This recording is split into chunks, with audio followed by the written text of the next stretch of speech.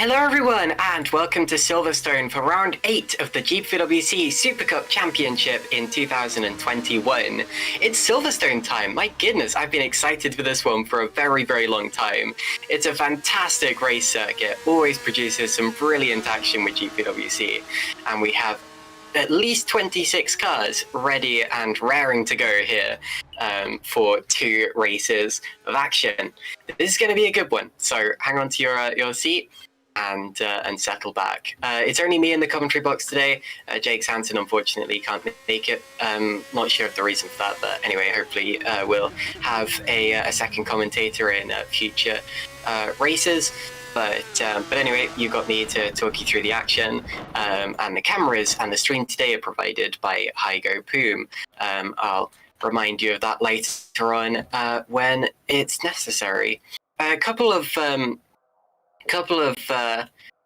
one-off liveries today, or new liveries. I'll talk you through some of those when we go into the qualifying session, so you can see them. But we've got some throwback liveries and some other liveries which are made to raise awareness for certain causes. And as I said, we shall see those in due course. The qualifying session is about to start. It's going to be 15 minutes, if I remember correctly, and that will set the grid for the first of the 2 races. And the first of the 2 races, of course, being the feature race, the longer one, where there's going to be a pit stop, and drivers will be set to battle in terms of strategy and pure long race pace as well. I say long race, it's only about an hour, which feels long as a driver, I can tell you that, but in terms of the grand scheme of things, it will fly past. 28 drivers now in as we go into the start of the qualifying session. So plenty of drivers here, just 2 missing from making it a full house. And it's going to be Menno Klon, who's the first driver out on circuit there in the Multiforce GP car, as soon as the lights go green, which they do now. Right, now if we have visuals here, let's take a look at some of the one-off liveries we have for today. HGP, or THR, sorry, let's start with THR, has a new livery. Let's take a look at Luke Maguire as he heads out onto the circuit. Cancer Research UK plastered all over the side of that, and the distinctive pink ribbon and the pink bodywork to reflect that pink ribbon, and that, of course, is raising awareness for Cancer Research UK, and I believe that they will be donating to that charity as well. Let's see if we can find another one-off car. There are definitely some out there. We have Nova Sim Racing. Do we have any of those cars on track right now? Well, we don't. Actually, neither of those cars are out on track as I speak. So we'll take a look at those in a little while, and unless I am... Oh, HGP also has a British Racing Green livery, so if you take a look at sorry, no, not HGP, oh yeah, HGP, never mind. Yeah, so if you take a look at Owen McGorgy briefly, they have the British Racing Green livery for the Silverstone round, very, very fitting. And a beautiful, beautiful livery that is. I actually really like the, especially the lime green highlights down the side, or day glow green, I suppose, is more accurate. Looks good, and you won't be missing that car. It's going to be visible from quite a distance there. The Nova Sim Racing cars are now out on track. Take a look at Craig Patterson quickly as he heads down into Brooklands. You may recognize that as a kind of mid-1990s Williams livery. That, of course, based on the Rothmans livery of the time, although, of course, no cigarette branding on this car.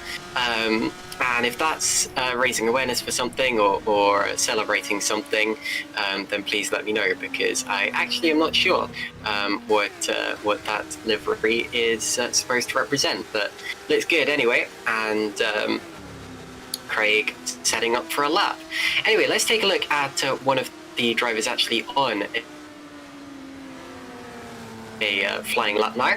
Menno Klon, of course, was the first to start his lap, and he's heading up towards the Maggots Beckett's Chapel complex of the course, and flying through there. There's the long Chapel corner to the right. Very fast sequence of bends, and some of my favourites, some of the most difficult of the racing calendar as well, because you've got to be switching down gears at a very complicated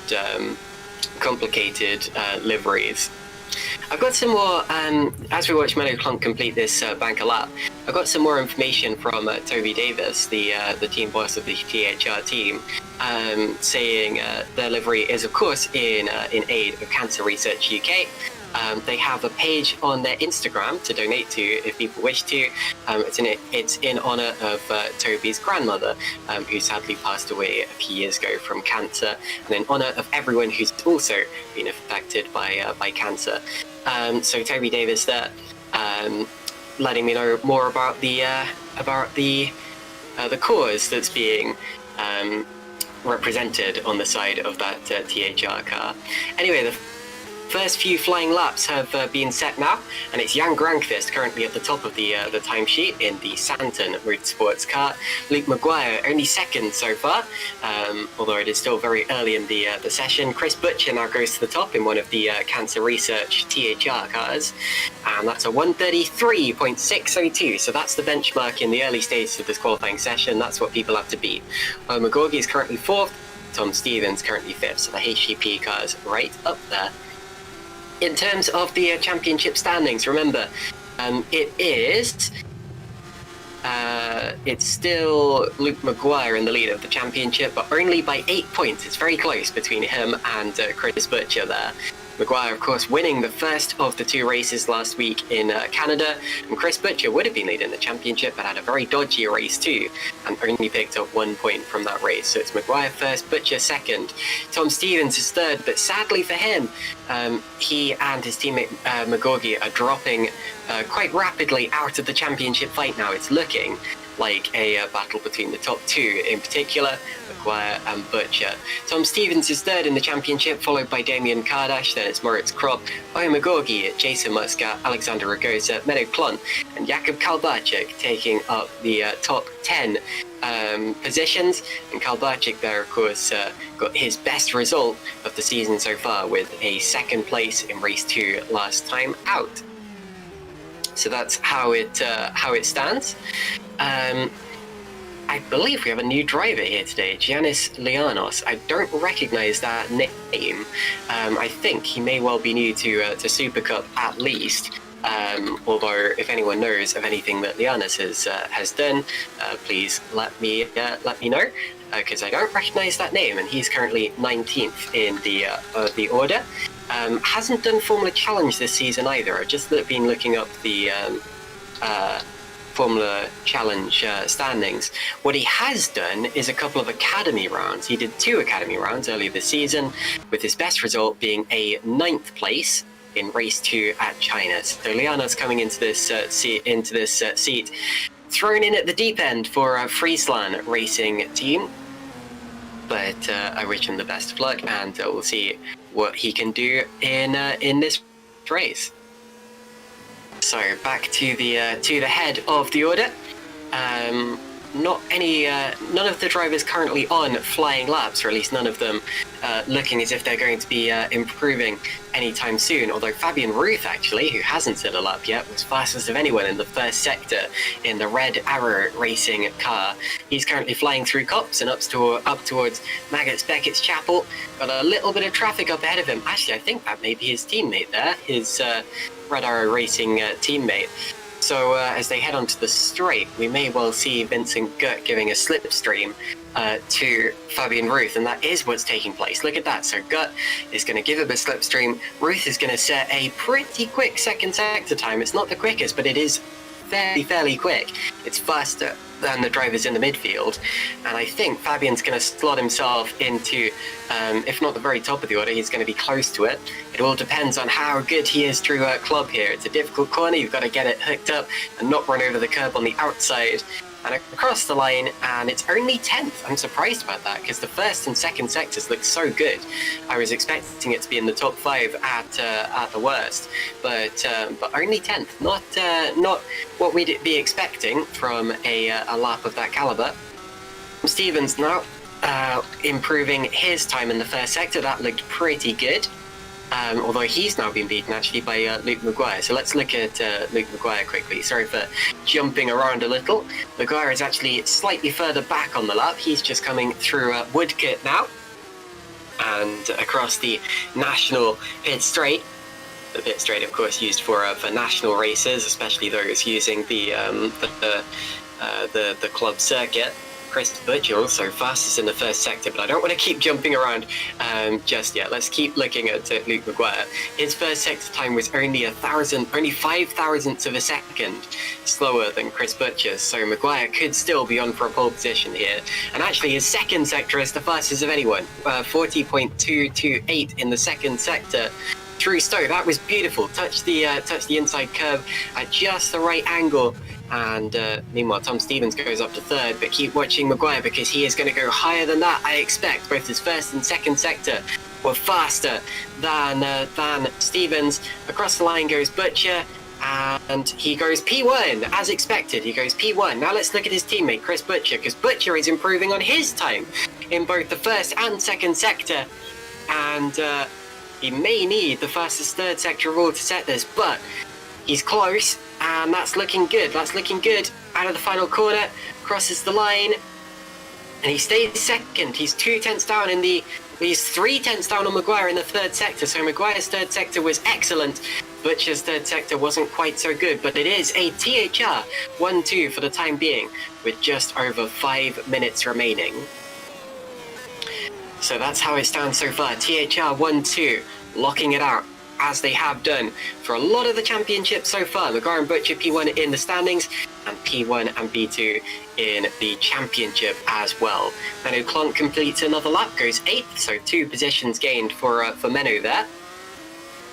Let's take a look at Moritz Kropp, actually. Kropp appears to be improving on his time. Oh, never mind, he just has finished that lap, and he goes P9 in the 1995 or so liveried Williams Nova Sim racing car. So that's that for Moritz Kropp for the time being. And I believe I'm losing connection to the server, so if you can still hear me and I'm not...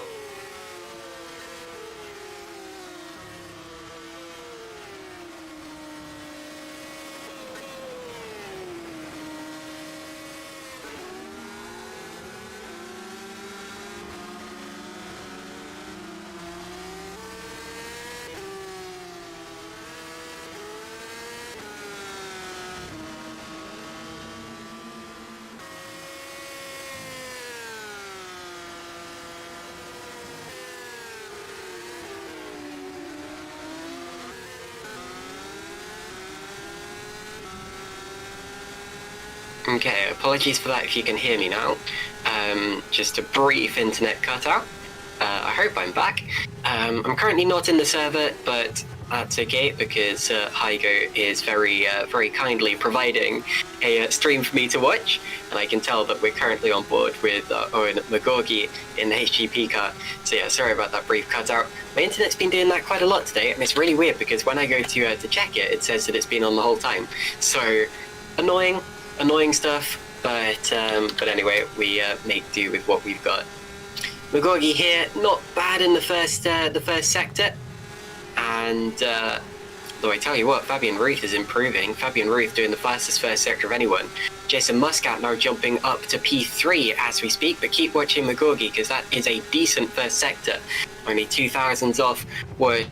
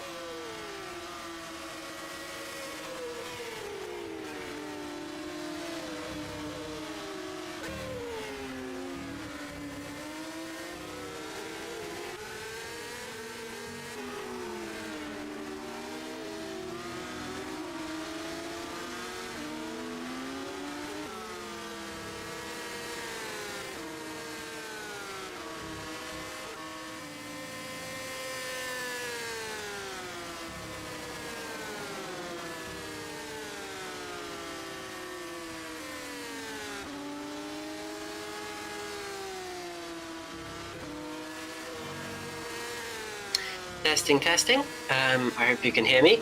Had another internet cutout. That's not good.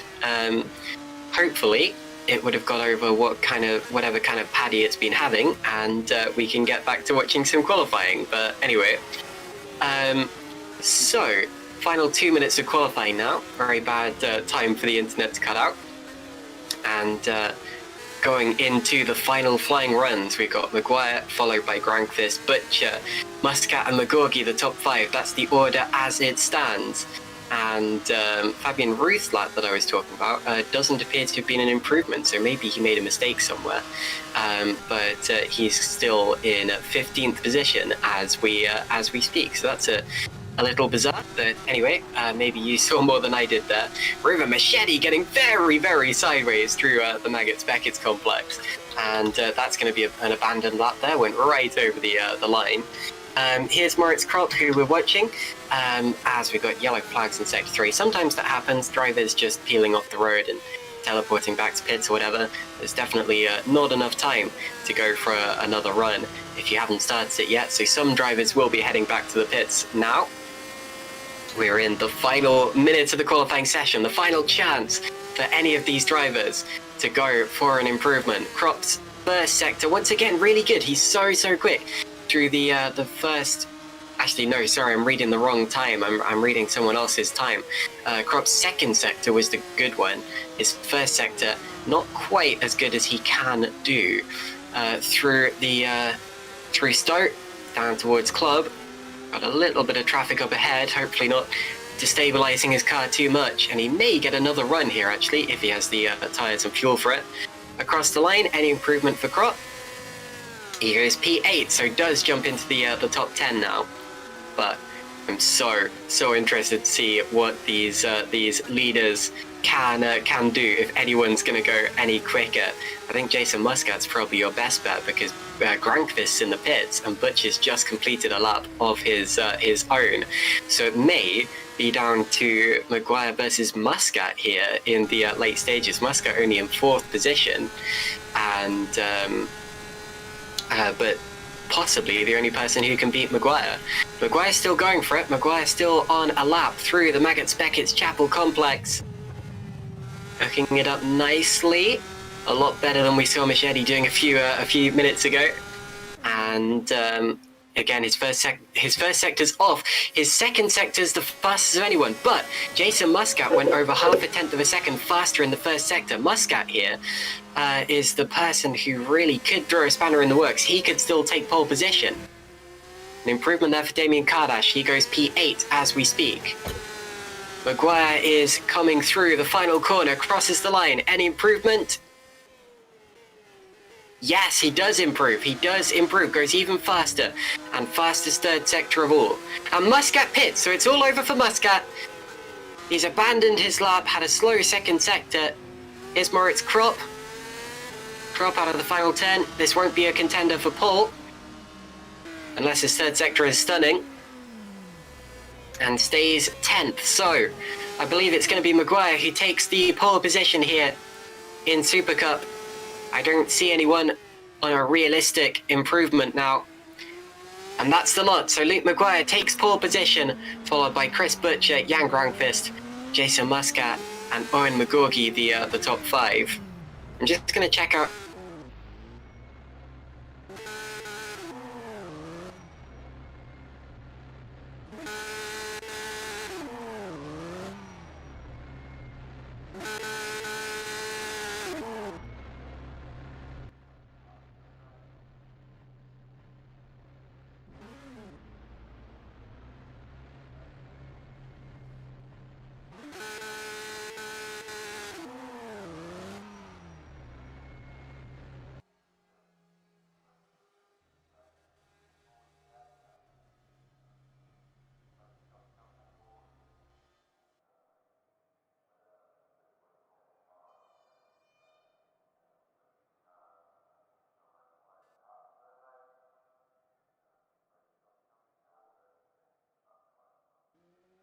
Okay, I'm having some really dodgy issues with my internet right now.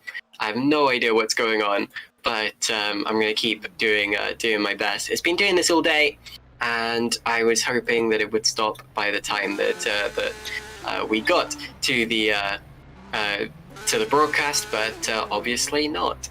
It's a THR 1-2. Look at that. So THR both first and second on the grid there, ahead of Jan Grankvist, who's the best of the rest.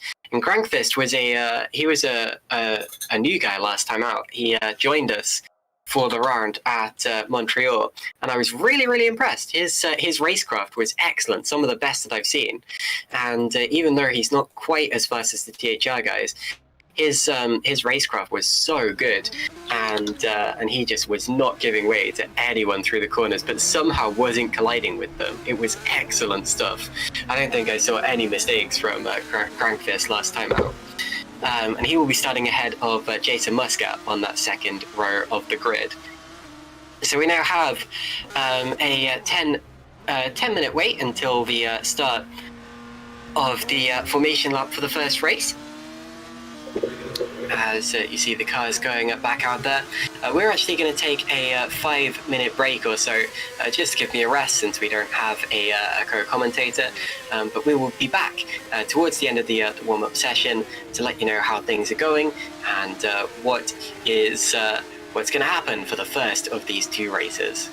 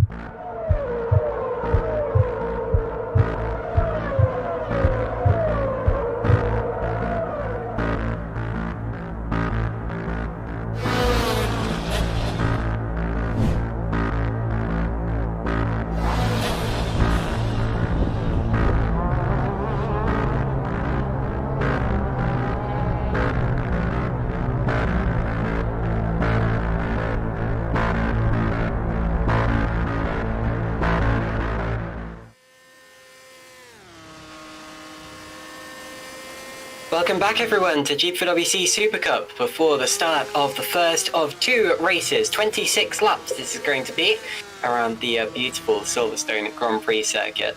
I didn't actually explain why this track's my favourite, but it is just absolutely marvellous. It's fantastic for spectators, the facilities there are great, and I know because I've been many times. The grandstands give you excellent views. The atmosphere is wonderful, wonderful, wonderful. And the circuit too, brilliant for racing. You get so much action in GPVWC, in Formula One, in any kind of racing here. And the drivers love it too. The drivers call it a driver's track because it's one of those circuits that's just meant for pure driving pleasure, and it just has the best of all of those different categories, in my particular opinion. But you're free to disagree if you want to. Anyway, there you see the circuit on screen. Drivers just heading back into the pits after the warm-up session and preparing for the start of the race. I've had some more information about the Williams liveries on the HGP cars. Josh Downard letting me know that they're actually slightly different. Moritz Kropp has the 1997 Williams with a Frentzen helmet, Heinz-Harrer Frentzen helmet. And Craig has a 96 Williams livery with a Damon Hill helmet, and I can see that now you've mentioned it. There's slightly more blue on the airbox of Craig's car, and slightly more blue on the rear of Moritz's car, and they've replicated them fully with logos and everything. So with all the logos, changed to Nova ones. Of course, Craig Patterson is quite famously a Williams superfan. His dad's Corsa is done up in a Williams livery, and he has a famous collection of Williams memorabilia, little model Williams cars and Williams helmets and all sorts. Craig Patterson, you never see him anywhere without any kind of Williams memorabilia around him or whatever. So. Look out for that car with the famous London Rowing Club liveried helmet. Anyway, here you see the cars lining up on the grid for the first of two races, and we're about to see the grid order as they head away towards the first couple of corners. Is Abbey corner, followed by Farm, two very fast sweepers. Luke Maguire, of course, on pole position ahead of his teammate Chris Butcher. The championship contenders going at it in the THR cars. Jan Grangfist is best of the rest, followed by Jason Muscat, O'Magorgy and Tom Stevens on all HGP at row 3. Then it's Shimon Frelick and Craig Patterson in that Williams Nova. Position at 9 will be Damien Kardash, followed by Moritz Kropp. Then Ruben Machete and Manu Klont P12. Following them, we're going to have Adrian Faber, Vincent Gutt, Fabian Ruth, and Michal Galka will be P16, just outside the points. Remember, points go down to P15, and that is where he will be aiming. P17 is Mika Hakimi, then it's Patrick Rorschach, Alexander Ragosa, and the new driver, Giannis Lianos. Colin Matiak will be P21. He scored his first points of the season last time out, and the first points for PB Racing. And Philip Koenig, Antonio Kralinovic, and Scott Sovic. Mark Fuller, Mike Bell, Mihaljo Vicentijevic, and Tom Ely. And I think we have one more driver following them, who will be Jake Denahan, if I remember correctly. And there he is in P29. So just one car missing. Not sure which team that's from, but very nearly a full house today. So that's how they stand. Up the hangar straight they go, under the Sim News TV banner, and towards the Stowe corner. Stowe, possibly my favourite corner on the track. This one is so rewarding when you get it right. It's slightly curved in the braking zone just to give the drivers a bit of a headache. But then it's over a crest in the middle, and that's just the most beautiful way to make a corner. Down into the Vale. The Vale, technically the name for that little dip in the hill rather than this corner, making that corner possibly the only unnamed corner on the circuit, although I call that Vale corner anyway, just to keep it simple. And then you have Club, which extends from the end of the chicane all the way through the final turn. And then next to the Silverstone wing on the international pit straight, the drivers are going to line up 2 by 2 Noah's Ark formation and wait for the 5 red lights to come on and then extinguish to get the first of our 2 races underway here. GPVWC Super Cup has never been more tense than when we have 2 championship rivals on the front row of the grid in the same team.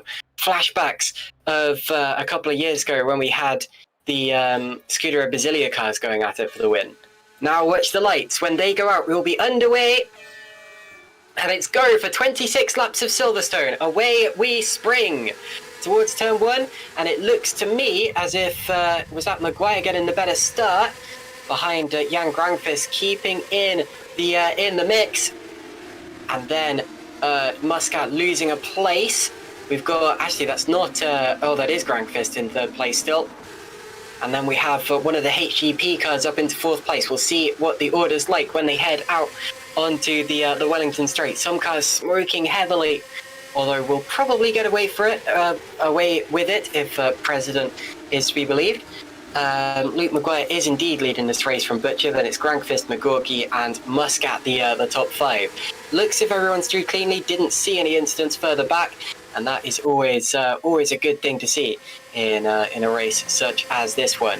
There you see the order on the left-hand side of your screen. Keep an eye on that as they go down the Hangar Straight in particular, because things are going to change. There is going to be, there are going to be overtaking manoeuvres taking place with the slipstream, and especially on lap 3 when the DRS becomes available. Now, Grangfist is actually quite close to Butcher here, and Butcher, who didn't lead into turn 1, will have the job of trying to fend off Grangfist and bring home a THR 1-2. That at least is the base plan, although he will still be hoping to win the race if he can get ahead in the pit stages.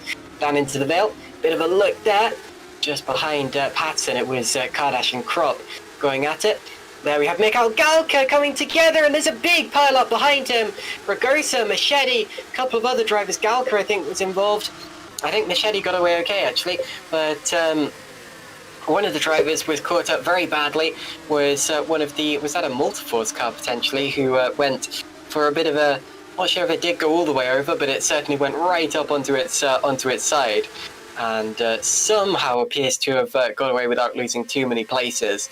But that was a little kerfuffle there down at the club corner, which is never great to see.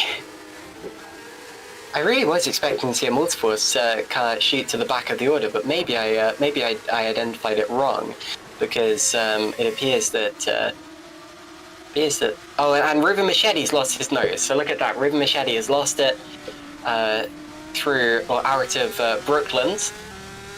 Reminds me of Will Stevens' accident at the 2015 British Grand Prix.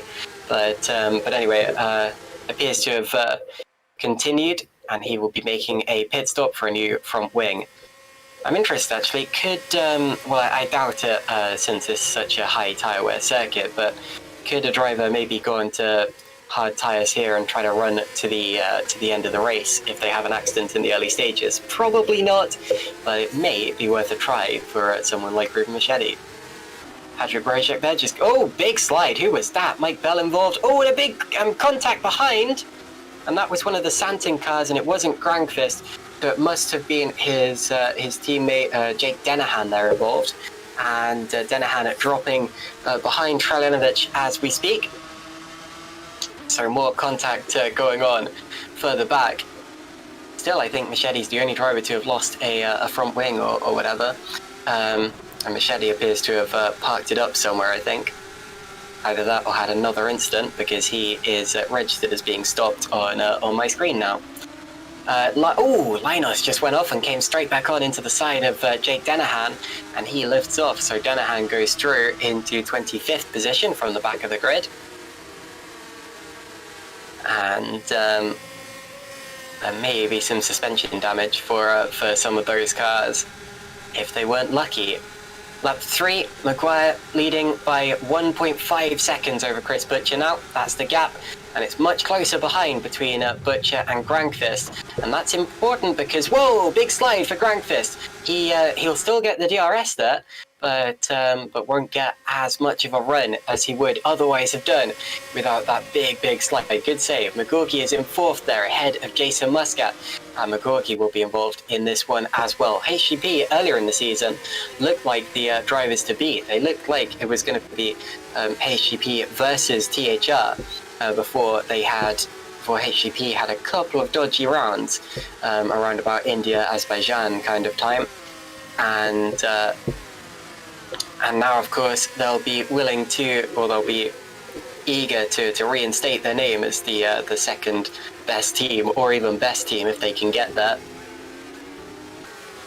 And McGorky will not be wanting to let the THR guys get away. There's a front wing lying in the middle of the road there. Maybe that's Antonio Kralinovic, because Kralinovic there is in the pits.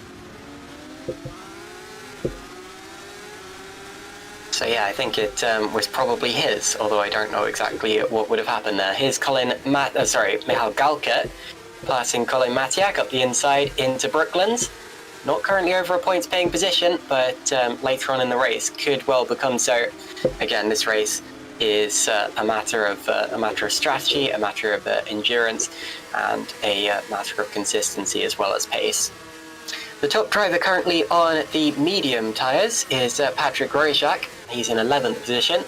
Decent position to set him up well for the pit stop strategy. Of course, he'll be able to run longer than these drivers, get the clean air, and then swap onto soft tyres.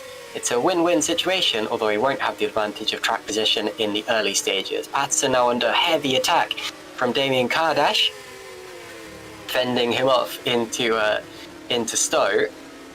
I don't think Damon Hill won this race in '96, although I've just looked that up. But from memory, I don't think he ever won No, he did win the British Grand Prix in 1993. Sorry, 94, because 93 was the one he lost due to an engine failure. It's all coming back to me now. Not that I was there at the time, but anyway. Craig Patterson, of course, sporting that Damon Hill livery and fending off Damien Kardash in P9. And it looks as if Kardash is going to come through here because he has a big DRS slipstream, a lot of overspeed. They're almost rubbing wheels down into Brooklands, and Patterson holds him off. Nicely done.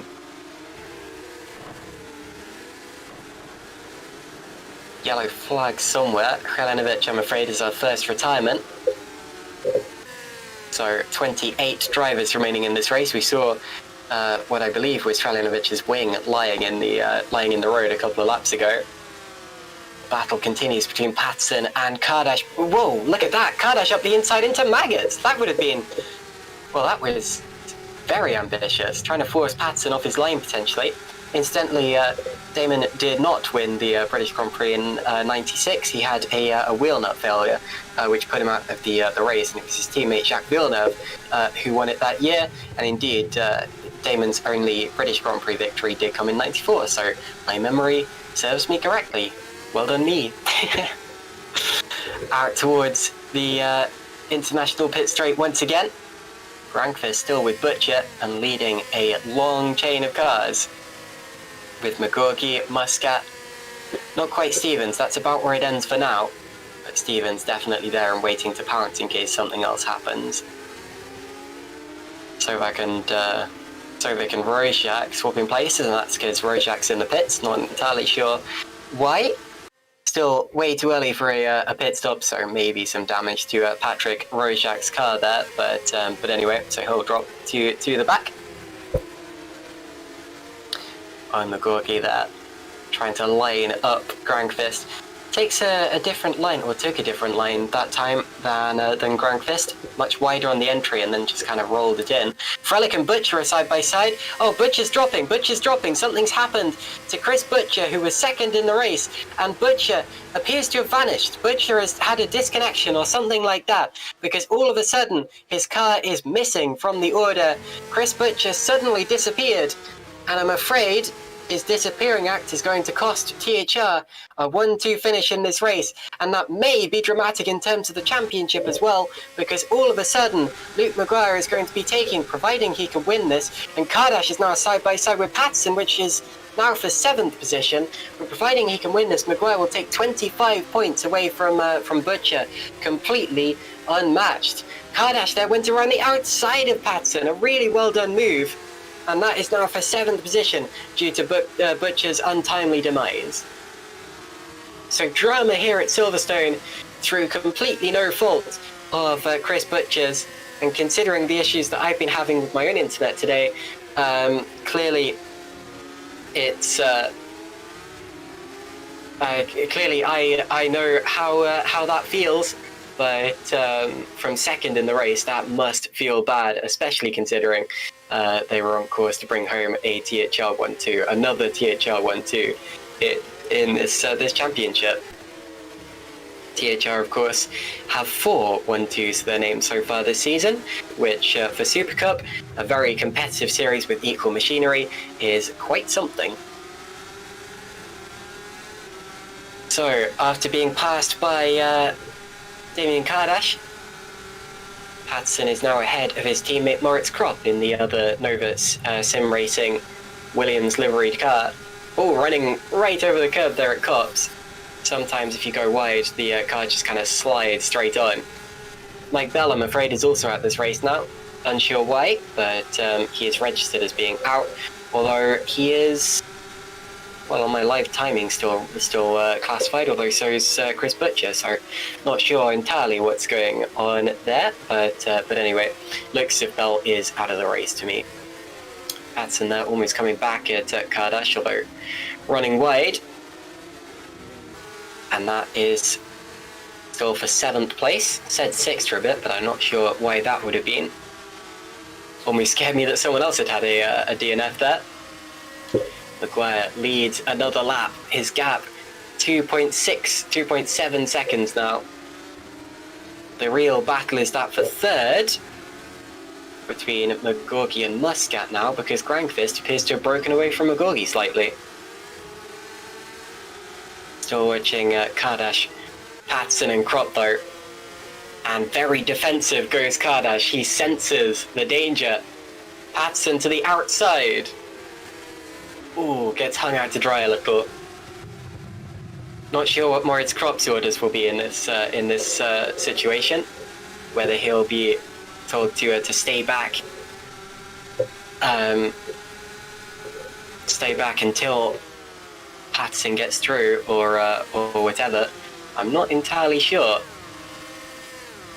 Now, we briefly had Butcher and Bell in the interview room, and I was just about to bring Butcher in to ask him what had happened, and then suddenly he disappeared. So, Butcher, if you are listening here, you are welcome to drop back into the interview booth.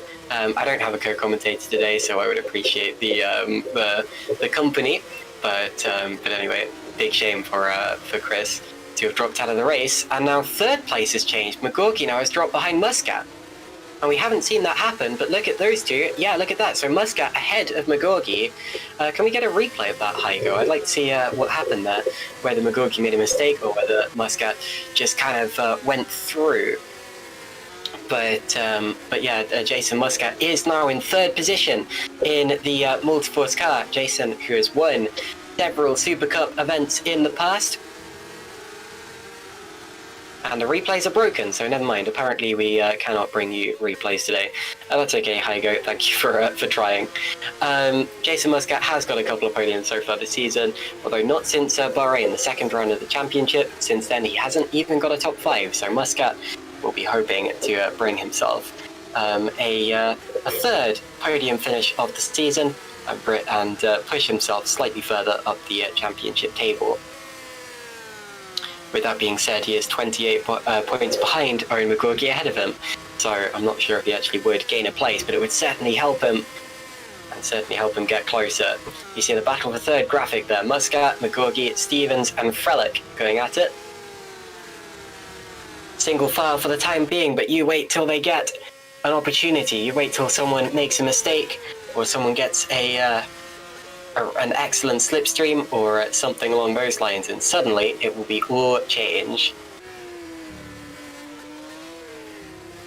down into the Vale once again. Heavy braking, it's sometimes an opportunity for overtaking, although only if you get an excellent run out of Stowe, which is difficult to do, because Stowe, of course, is such a fast corner, and it's over the crest of a hill, and there's sometimes wind through there, crosswinds, whatnot, and therefore you get so much destabilization anyway, that it's made into quite a difficult challenge, especially when you're following another driver.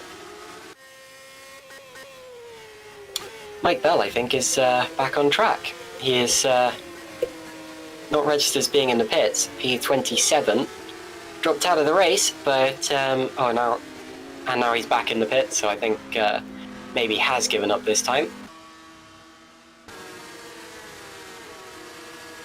But anyway, yeah, definitely dropped out briefly, lost 4 laps, and then returned to the circuit. Back into the action. Muscat, McGorgy, Stevens, Frelick, and now Kardash registered in that battle graphic as well. Couple of those drivers in there won't be getting slipstream down the straight though. McGorgy actually has lost the slipstream of Muscat for the time being. And Kardash didn't get DRS from Frelick that last time. I think Frelick may have got slipstream from Stevens, although dropped back out of Chapel, so possibly made a mistake there. Seen a lot of drivers running over the outside of Chapel so far. It's easy to do. It's a good job there's runoff there, because if there was still grass, then there would be a lot more accidents through that. Maguire leading by almost 3 seconds from Grankvist, but Grankvist has been breaking away from Muscat, and that's what's important, because they were close earlier on. And when McGorgy was behind him, he appeared to be under threat, and then of course Muscat started fighting with McGorgy. They held each other up a little, and Jan Grankvist is now in 2nd position, and what a result that would be if he was able to deliver it, considering he only made his Supercup debut in the last round. Although did finish in the top 10 in both races, so definitely made a name for himself there.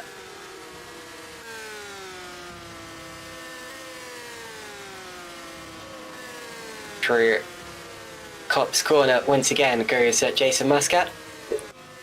Hello to everyone who is joining us in the YouTube chat today. Marco Furlich saying. Craig and Marco Furlich having a conversation about how this retirement for Chris Butcher will affect the Drivers' Championship. Indeed it will, and it's a big shame for Butcher, because it was no fault of his own. I mean, fair enough if he'd had a spin or a crash or something like that, or just pushed too hard and blown up the engine, but that's not what the case is. You know, this is completely out of his hands. The internet does what the internet wants to do, and if it wants to take you out of the race and break your heart, then it will do. I guess it's like having a wheel nut failure in real life, just to harken back to the Damon Hill story I was talking about earlier. Michal Galkino into the pits, and that is a more realistic time. I'm expecting drivers to start piling into the pits in the next few laps, so don't be surprised to see the order starting to change as drivers begin to drop down. And Josh Downard confirming, yeah, Villeneuve actually won in both 96 and 97, with Hill and Frentzen retiring from them respectively. But unfortunately, neither of their drivers are Canadian. Neither HGP driver being, Nova driver being Canadian, that is. Understandable. I guess it's kind of bad luck to have Hill and Frentzen's liveries at Silverstone then, if they retired from their respective races here. But I'm not sure Craig Patterson will mind. He'll just be absolutely thrilled to have a Williams livery on the side of his car. Chris Butcher is back on track. Look at that. Chris Butcher, down in 28th position, has decided to continue. And I tell you why that will be. It's because he any position that he can make up due to drivers retiring is a position higher in the order that he will start for race 2. Butcher has decided to, and McGorgy's dropping. Is he in the pits? No, sorry, Frelick and Stevens are both coming to the pit, so that's what's happened. And the reason that McGorgy looked like he was dropping is because the pit lane entry briefly cuts the chicane, and therefore the drivers got through. So sorry for panicking, anyone. But Stevens, Frelick, and Krop are all in the pit lane here. They will all be swapping onto the harder compound of tyre. Remember, the top driver on softer tyres is now, well, it's now Tom Stevens, of course. It was Mika Hakimi. But anyway, oh no, it is Mika Hakimi because he has gone through on the circuit.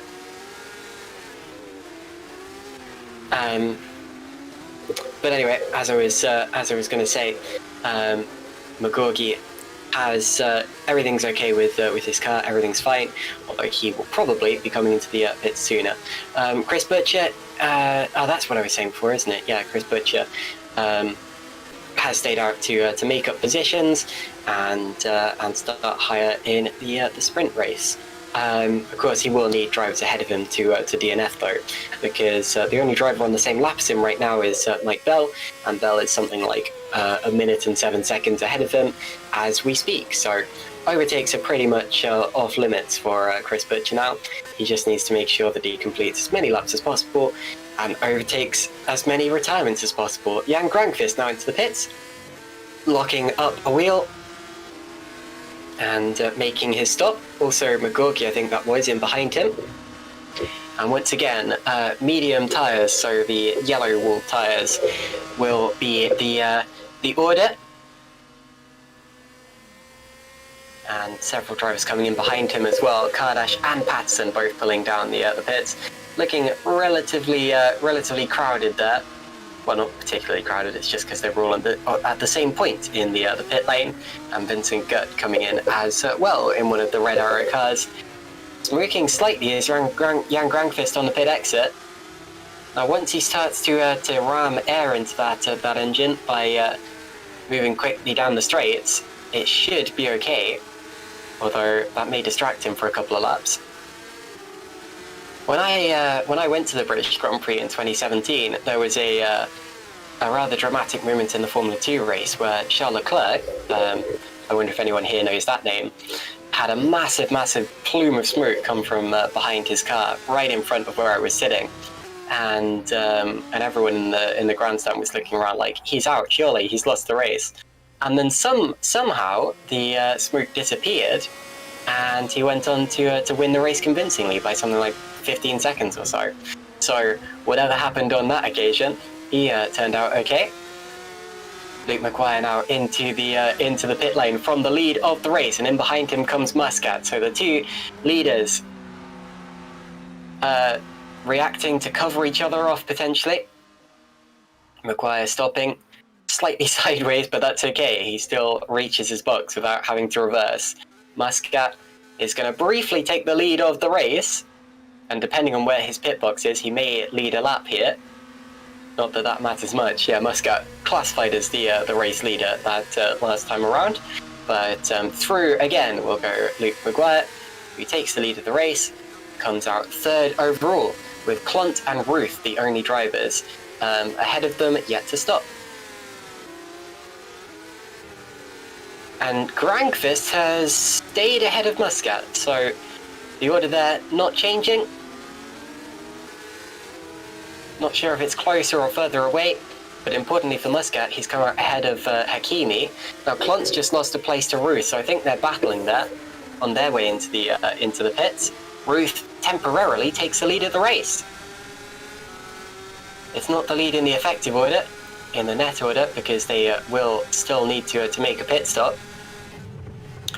But having their own little time in the spotlight, as very wide goes Menno Clont. Lewis Hamilton got pinged for that 1 year in qualifying for the British Grand Prix, 2016 or 15 maybe. Had to start way back in on the grid after cutting the track limits there. Now up towards Stowe go Ruth and Clont, and I expect that one or both of them will peel into the pits this time around, and like magic, they both do exactly what I said they would. Luke Maguire will take the lead of the race back. His gap now is about 3 seconds. That's about what it is when they came in as well. And there we go, P1 next to Luke Maguire's name, and he will feel that that's where he deserves to be, and that's where he rightfully is, at the head of the field. Jan Granqvist is second, Jason Muscat is third, McGorgy goes through to fourth, and then it's Stevens, and Frelick, Kardash, and Patterson now up to eighth. Scott Sovic is the top driver, not yet to have stopped.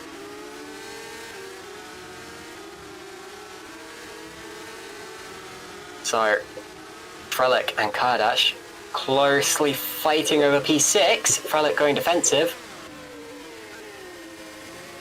And Kardash hunting him down. This reminds me of the battle earlier on between Kardash and Patterson. Same point on the circuit, he went for that first attempt as well. Down the national pit straight they go, under the IMB Raceway Bridge. Or gantry, I should say, as it's not really a full bridge. Towards the Maggots-Beckett's complex. And my dog goes crazy as the doorbell is rung. Apologies if you heard that, you probably did. And Kardash is going to get a run here, gets the DRS, and it's a long straight, so this one could be an opportunity. Not sure he's going to be close enough, still approaching. Frelick moves across to take his ideal racing line. That's something he's allowed to do. It wasn't too late. Although I looked a little hairy on board with Kardash. Through club they go. Scott Sovic, meanwhile, into the pits. He was the top driver, not yet to have stopped. Kardash, the first driver in this race who has DRS at this point in the race. Except if, say, any backmarkers give the DRS to any of the leaders, but not sure we do have many cars being put a lap down at this point in the race.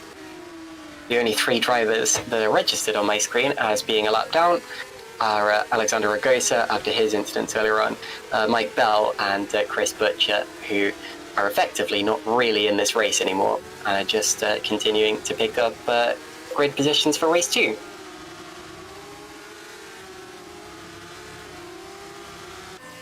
Through Woodkit, Kardash has a really good run through there, and he'll be disappointed that Copse is the next turn, because that's not really an overtaking opportunity.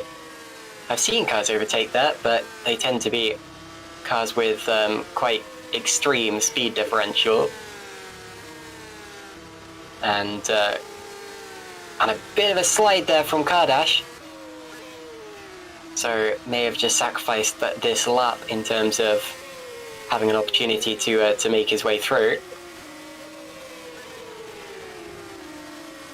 On that straight there, you could see the difference between the 2 Williams liveries, with the red dot on the nose of the Frenson liveried Moritz Krop. It's quite interesting to see them side by side, because you don't really think of the cars as having changed much between 96 and 97. They were 2 quite similar years in terms of the regulations and the liveries and whatnot. It's funny actually, GPVWC wasn't far from starting back in 97. GPVWC had its first season in the year 2000, and back in those days what they used to do is, because of course they couldn't race together, the connections and the simulators and the games just weren't strong enough to allow them to race together on track. So they used to record themselves doing a race distance, send in the recording of that race distance, and then at the end of the time period, their times would be compared to each other, and the winner would be announced as the fastest time. That continued until I think 2008. I think it was either 2008 or 2009, which was the first year where they actually raced on track competitively. And then 2016, I think, was the first year where we used rFactor 2, and we've been using that ever since. Up ahead here, we have Kardash and Frelick going side by side into the Stowe corner. And once again, Frelick comes out on top, still driving defensively, but driving well. Bit of a twitch there. Kardash looked almost as if he was going to touch him. I think got away with it. I don't see any identifying marks on the front of Kardash's car, but anyway. Tomili, meanwhile, came into the pits on that last lap. Not sure if there is anyone still requiring a pit stop. Probably isn't, because look at this, Kardash up the inside, ooh! And they do touch this time, they do touch slightly. Patterson's going to get a good run. Will Patterson be able to get back at Kardash in the same place that Kardash got him earlier in the race? They both have DRS. Patterson takes a look, but he's too far back. That very nearly changed the entire order amongst these three cars there. That could have been awful. Tommy, meanwhile, had a penalty. That's why he came into the pit lane that last time around. Either that, or he's just picked up a penalty coming into the pits, in which case he'll still need to serve another one. But either way, he's probably not going to be scoring points in this particular race, unfortunately for him. That penalty was probably for pit lane speeding. Frelick, Kardash, and Patterson once again heading onto the straight. Krop and Faber also in the DRS. And wide, Frelick very wide, he's over the grass, and that means Kardash will have the overspeed up into Stowe. Surely this is an opportunity. Round the outside, they touch, they spin! Well, and Frelick saves it. An amazing save, but he's dropped to the back of the chain, and the Williamses are side by side, and around the outside goes Krop, and they almost touch as well, they may have touched. Krop in the Nova Sim Racing Williams liveried car is up into 7th position. And Frelick down to 10th with an excellent save and an unfortunate slide which will have destroyed his tyres and probably his hopes of finishing in the top 6. Look at Faber up the inside. Brilliant, really well done there. And well done to Patterson too for recognising that he was coming through, because that could easily have been a collision. Amazing stuff here. Lap 20 out of 26, we're coming towards the end of this race now. And my goodness, it's exciting. Amongst these 5 cars, the order could finish in any of many, many ways.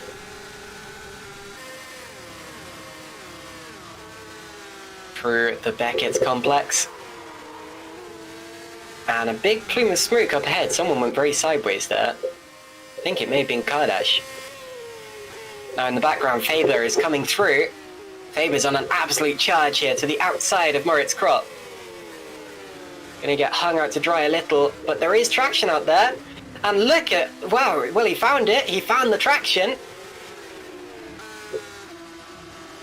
And look at the grip that car has, oh, Krop, very sideways.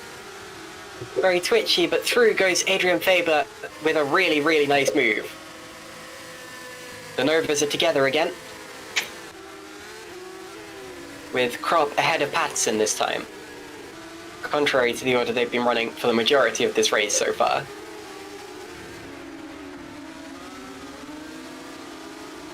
Now don't panic every time you see yellows in Sector 3. Sometimes that can be triggered by a car coming into the pits or something along those lines. And we did have a car in the pits that last time around, Ruben Machete. Oh, that's a bit of a almost a kerfuffle there down at Brooklands, as Faber or Krop had a lot more speed than Faber. National pit straight towards Cops. Flicking it in, it's almost flat now. Not quite flat, at least in race conditions, and Krop's got it slightly wrong. Going over the curb on the outside.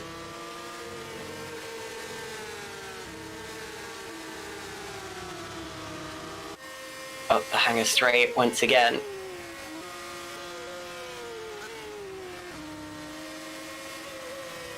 And into start. 5 laps remaining. You see the board going out for Luke Maguire, who's been running away with it today. Maybe would have had more competition from his teammate had Chris Butcher not had the disconnection, but sadly we'll never know. Still an amazing job from Jan Granqvist as well. P2, this will be his first Supercup podium if he can finish it.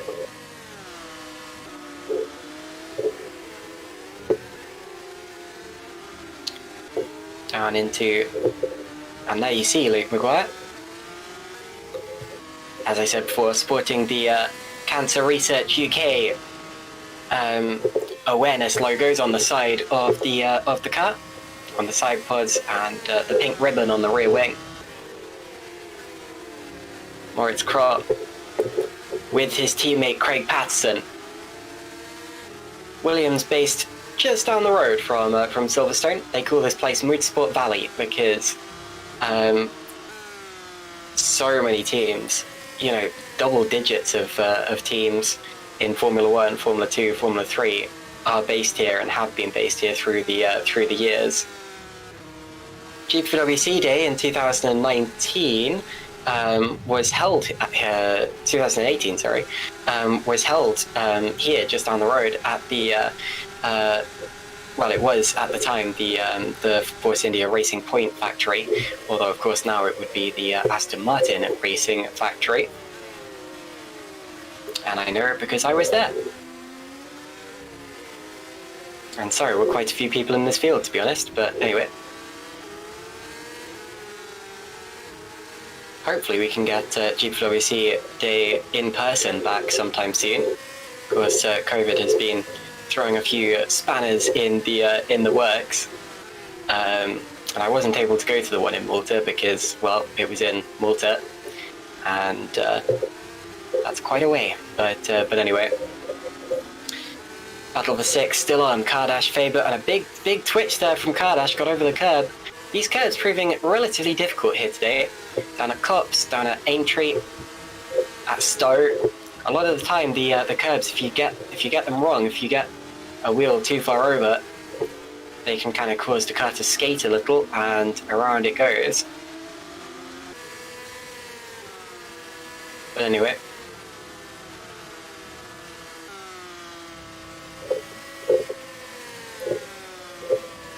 Through Cops corner once again. And again, proving my point goes Craig Patterson. If I had a nickel for every time a driver went wide at Cops, then I'd have at least 10 nickels, which it isn't a lot, I suppose, but it shows that it's a difficult corner. Up into Stowe once again. The Nova's jostling. It almost looked as if Krop was trying to show his nose to Patterson there, saying, "I'm faster, let me have a go." But oh, I tell you what's happened. They've actually swapped places, because last time I looked, Krop was ahead of Patterson, so they've swapped there, and it's Patterson who's going to try and have a go at Faber this time. I suppose Patterson says that Krop's had his chance. Tom Ely, it looks like, is just DNF'd. And I'm not hugely surprised about that, because of course he had a penalty earlier on, and he was outside of the points anyway. Ruben Machete, I'm afraid, has also DNF'd while we haven't been looking. And that means that Chris Butcher is going to finish 25th at this rate, which isn't great, but it's better than the 28th or so that he would have been left with had he not gone back out. And props to Chris for putting up with this race, despite the fact he knows that he should be fighting for the win here. But anyway.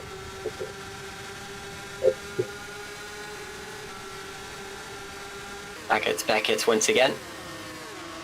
It's important to try to stick with your rival through here, because the turbulent air is going to be buffeting the car left and right, and making it difficult to turn in. But then you have this straight, and if you're not close enough on this straight, you don't get the DRS, you don't get the slipstream, and you don't make the move. New fastest lap time for Luke Maguire, so even though he's leading by 6 seconds, he's still pushing, and still going faster than any driver has an answer for. Just showing the speed and consistency of Luke Maguire here. And the brilliance of the THR setup, because THR does this all the time. Tell you what, I'm not sure the Butcher is going to pass where Tom Ely got to, actually, because he was a couple of laps down. May get him on the final lap, but I think Butcher might actually still be 27th at this rate.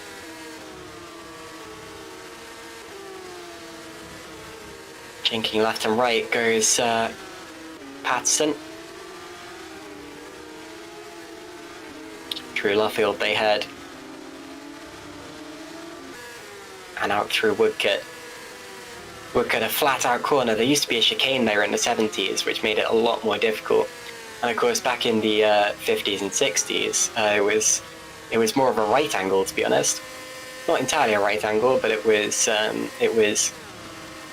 a much more difficult corner than it is nowadays. Nowadays, it's basically just there to connect Luffield to the national pit straight. But Copse, I'd say, has got even more formidable because, yes, you know, these cars can do it almost flat out, but it's not easy flat. It's flat, but it's on the edge of the limit, on the edge of adhesion. And if you do it in a slightly slower car as well, one with less downforce, then it can actually be a long way from flat. You can shift down a gear or two, and it is pretty difficult in those as well. Final lap of the race now for Luke Maguire. It's been a fantastic effort for him. Still the battle for 7th goes on, and may well continue until the very end of this race. But for Luke Maguire, he is safe.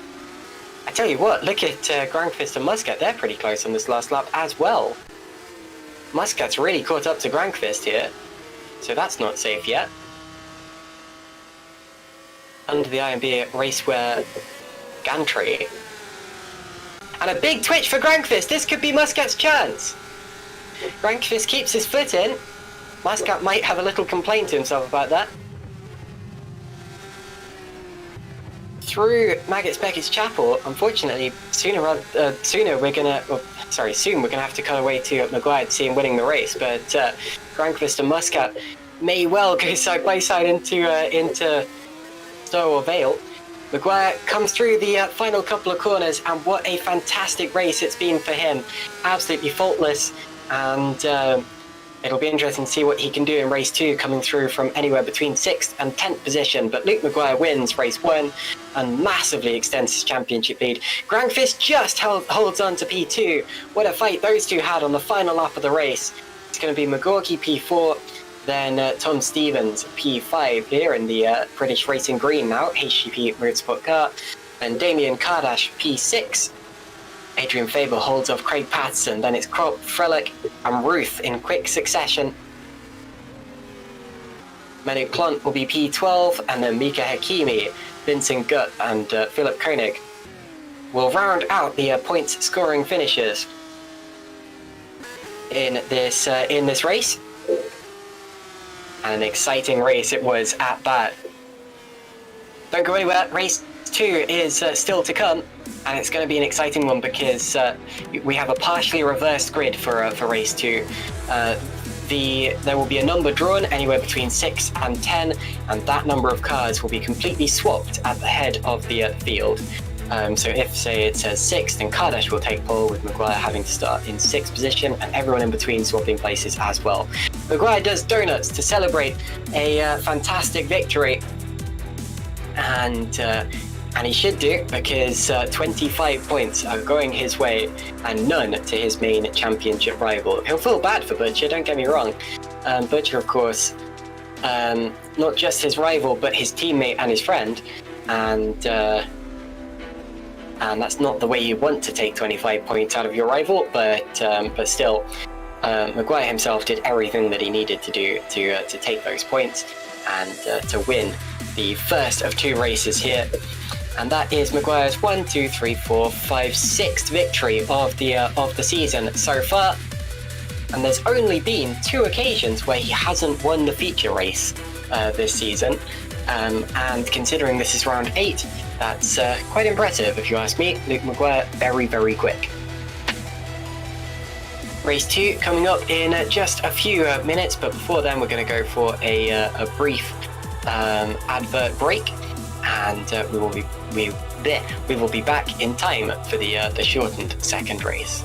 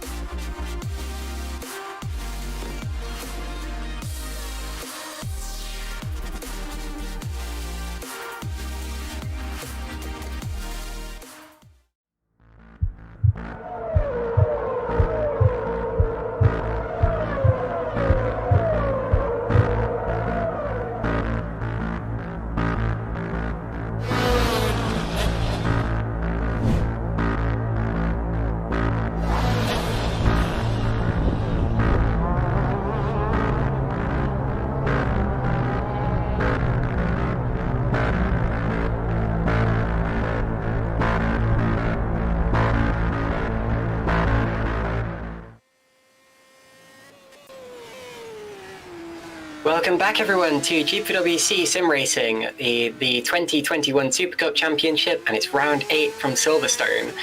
We're just preparing for race 2. Sorry, what was that? Yes, right. We do have we have an announcement about the starting number. The reverse grid number drawn was 9, meaning that Moritz Kropp will be starting on pole position, and Luke Maguire will have to come through from 9th on the grid. So that's how the grid is roughly going to be for the start of race 2. And it's going to be exciting because it means that Maguire has it all to do now, and Moritz Kropp has his chance. And by how feisty he was in race 1, we know that he's going to be competitive here and give it his best shot. I mean, Kropp, of course, has 2 victories to his name already, both of them in race 2. So I think it would be difficult to bet against Moritz Kropp at least doing well here, if not winning outright. But anyway, plenty of very, very fast cars starting behind him. And I think if you had to bet on anyone else, it's got to be Luke Maguire, because yes, he's starting 9th, and yes, that's a long way down the order by Maguire's standards.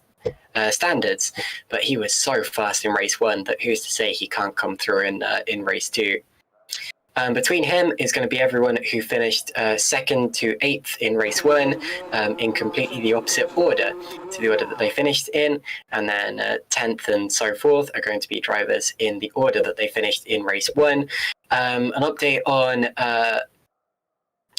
on Chris Butcher as well. He did manage to get past the point where Tom Ely had DNF'd, meaning he will be starting from 26th rather than 27th, which, okay, isn't great, but it's an improvement, and props to him for going out again and not giving up when he could have done.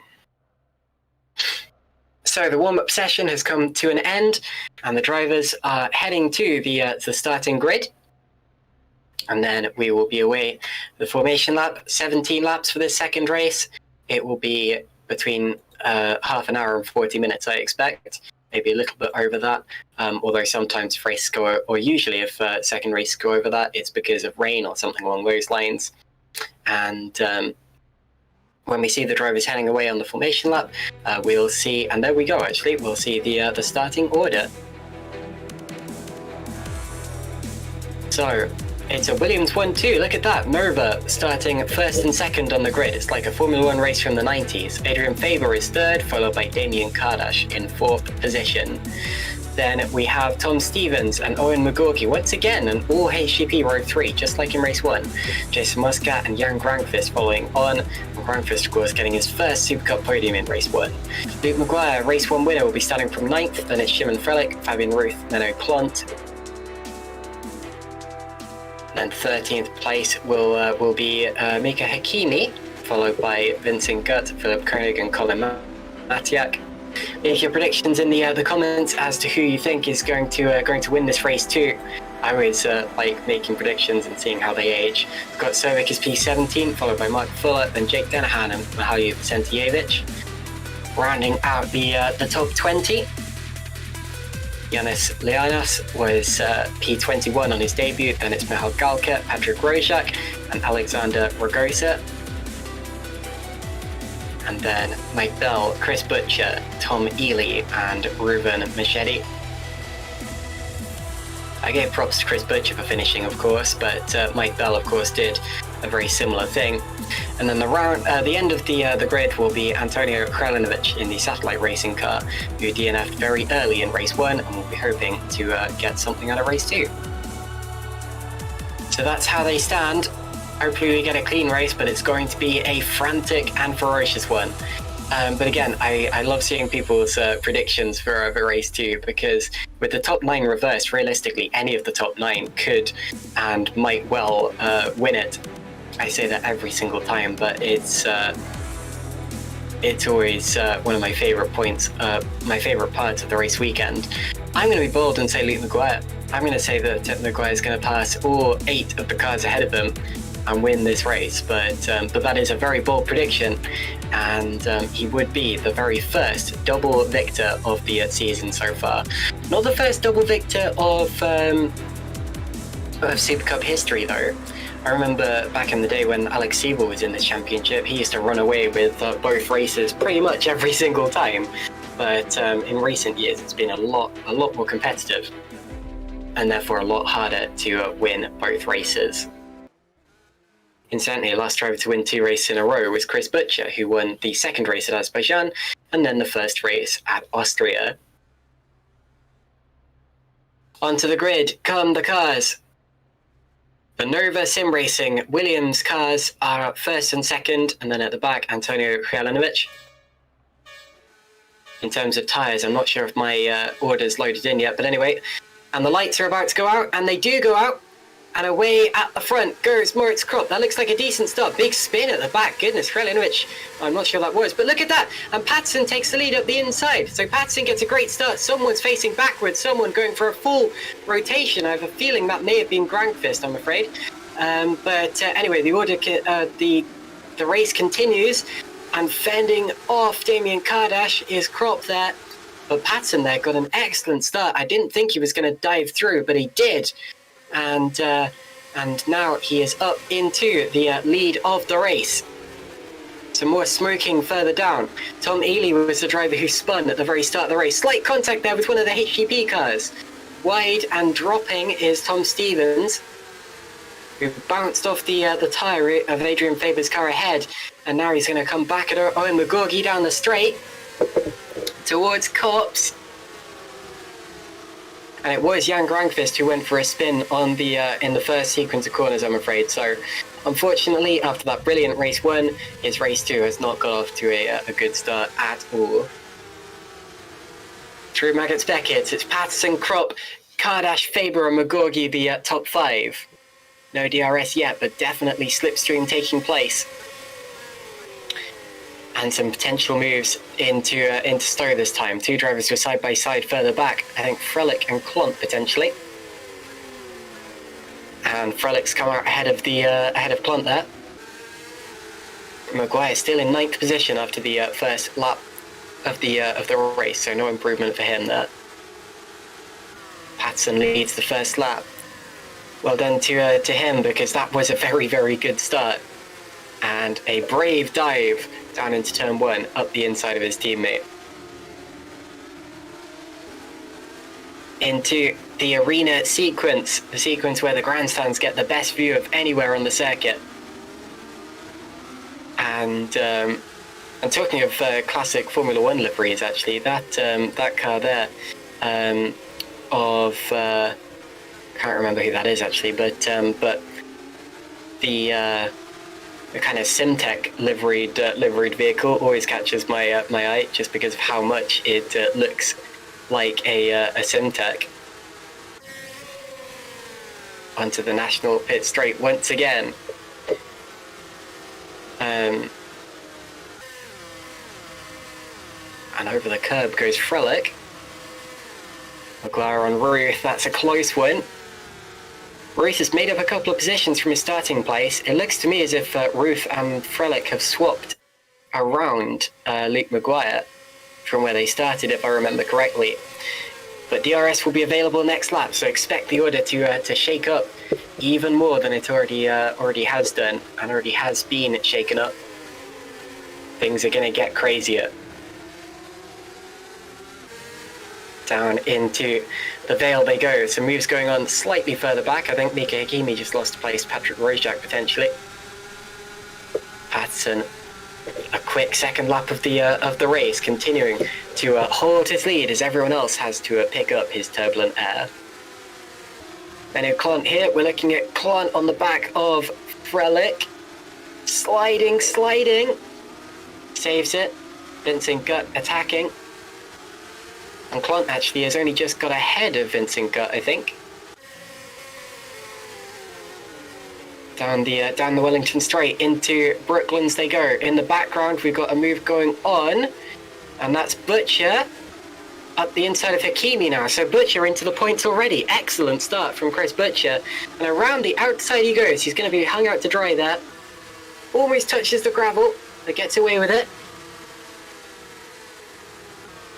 Chris Butcher to the outside line into Copse. That would be brave. That would be very, very brave. Too brave, it seems. Maggots Beckett's Chapel time.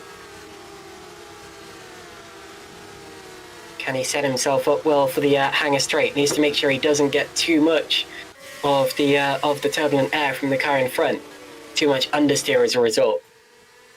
There are the leaders, Patterson and Kropp, still in the same order as they were before, but still pretty close, trying to hold back Damien Kardash in 3rd place. It really is a snake of cars in the early stages of this second race at Silverstone.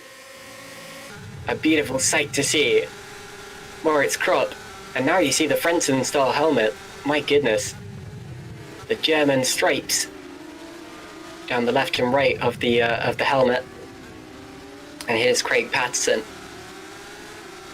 with the Damon Hill helmet, except with the addition of the 77 of Craig Patterson's number on the top. Kropp's not letting him get away here, is he? He is... it looks to me as if they're fighting. I don't know if there are team orders between the two of them, but it looks as if they're fighting. In terms of tyres as well, most of these drivers have gone for mediums. The top driver on softs at the present is Jason Muscat in 7th. Fabian Ruth, Manu Klont, and Mike Bell are the other drivers who have gone for the soft tyres here, trying to do something slightly different to their opponents, and hoping that they can survive the wear that will happen.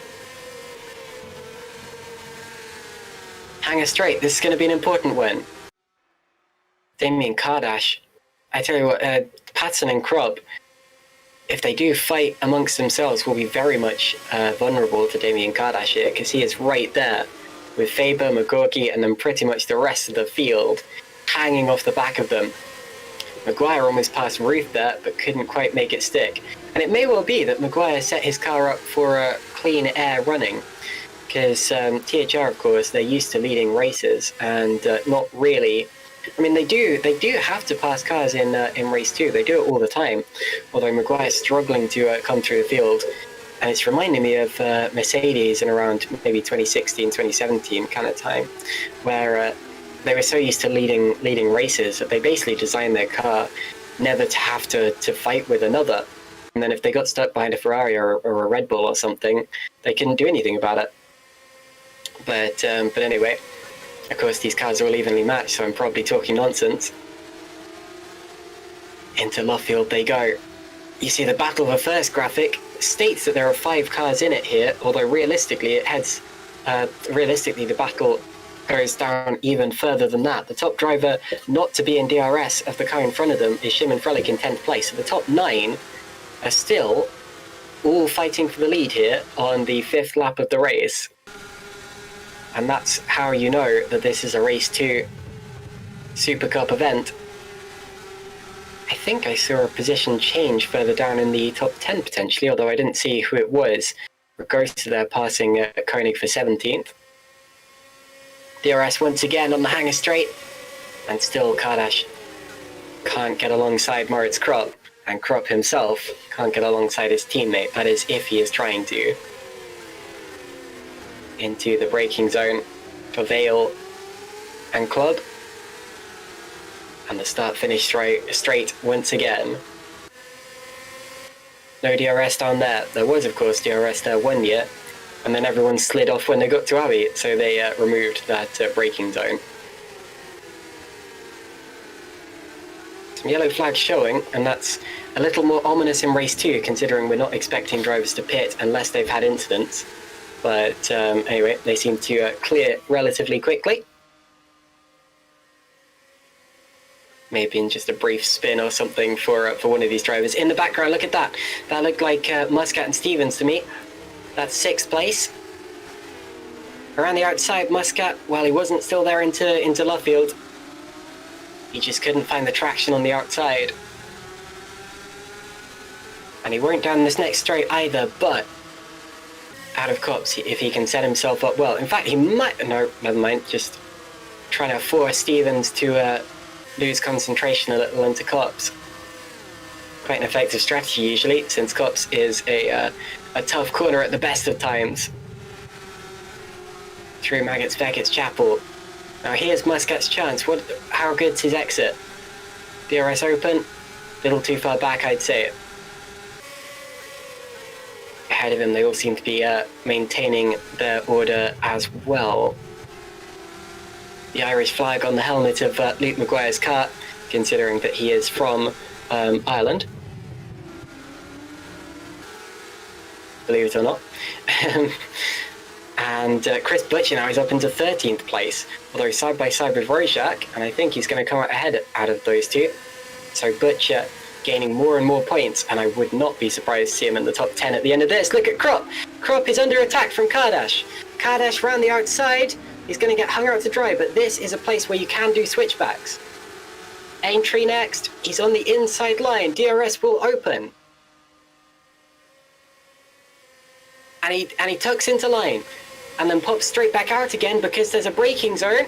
And he's still not giving up on it. Oh, so nearly touching wheels. Muscat and Stevens were side by side behind as well. And look at Faber. Faber almost got side by side with Kardash.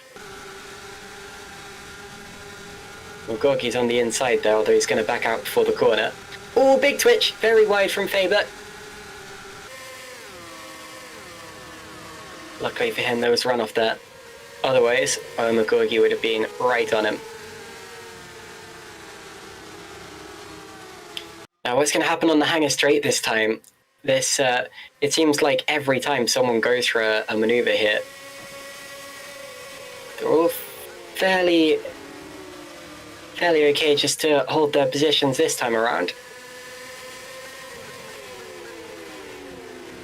Faber and Kardash briefly were registered as being in the opposite positions, although I don't know why, because we were watching them the whole time, and it seemed that they were okay. Across the start-finish line once again. Down into the braking zone. Still, it's Patterson and Kropp, first and second. And out down the start-finish straight they go. Well, not start-finish straight, the Wellington straight. More DRS. If you added up the seconds spent with the DRS Open in this race, it would be well into the minutes for probably each of these cars in this fight here. So competitive. Mika Hakimi just got up into the points paying positions ahead of Alexander Ragosa, I think. Actually, it may have been Ragosa and Galka fighting behind, but keep an eye on that side of that part of the order, because those drivers are fighting as well. And it was indeed Ragosa passing Galka for P16. Someone running a little wide there. And Butcher is about to get 3 more victims, I think, if Gert, Fröhlich and Klont aren't careful here. Onto the straight. Once again, DRS opens and goes up the inside of Vincent Gert. Backs out of it. I think Gert was lucky he kept it within the lines there, although did a good job too. Scott Sovic, I'm afraid, is our first DNF from this race. Not sure why, but he is out. We did see a couple of yellows recently, so I expect one of them was probably due to Sovic. Having stopped, and look at that! And Kropp almost gets tipped sideways by Kardash. I'm pretty sure they did touch slightly there. That's going to give Kropp a really bad run onto the straight. And Kardash is going to have to go for it, otherwise Faber's going to come through as well. To the outside, Faber almost makes it 3 wide. Faber to the inside. Brilliant, opportunistic driving from Adrian Faber. That was the move of the race so far, if you ask me that. Kropp's lucky to still be in second after that. He's lucky to have saved that. Good driving from Moritz. So Faber's on the podium.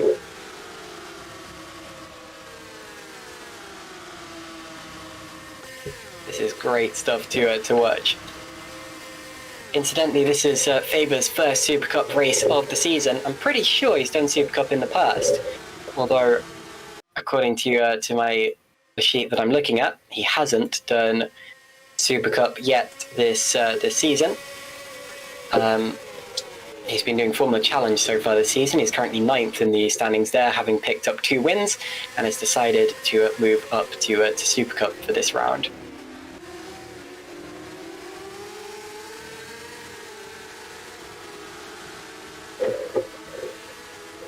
So, can Faber go for the win? He's got the 2 Nova sim racing cars up ahead of him. But he's looking very, very quick here. Oh, and he slides, he saves it! Very nearly lost it there in the PZZW car. Now Kardash, I think, might come straight back through here. Look at this. And Patterson and Kropp are side by side for the lead. And it looks to me as if Patterson has given Kropp the lead of this race. Either that or Kropp came through under his own steam. And Kardash is third. So Kropp leads the race now. And Kardash is third. I wonder if Kropp's been saying, you know, I'm faster. If you don't let me through, we're both going to get past. You try to hold back these cars for as long as you can while I get away and win. But anyway, Muscat now side by side with McGorgy. McGorgy, I was wondering if he was going to skate over the curb there, but Muscat, really good move, because you don't normally see overtakes into that corner, and he's made it stick. Excellently done. Jason Muscat P5 now. And out of the race, I'm afraid, have gone Jan Grankvist and Jake Dennehan. So Grankvist, who was second in race 1 and spun on the first lap, has had enough, and Jake Dennehan has done similarly.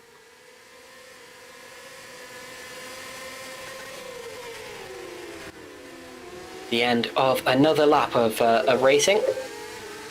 We're going on to lap 11 now.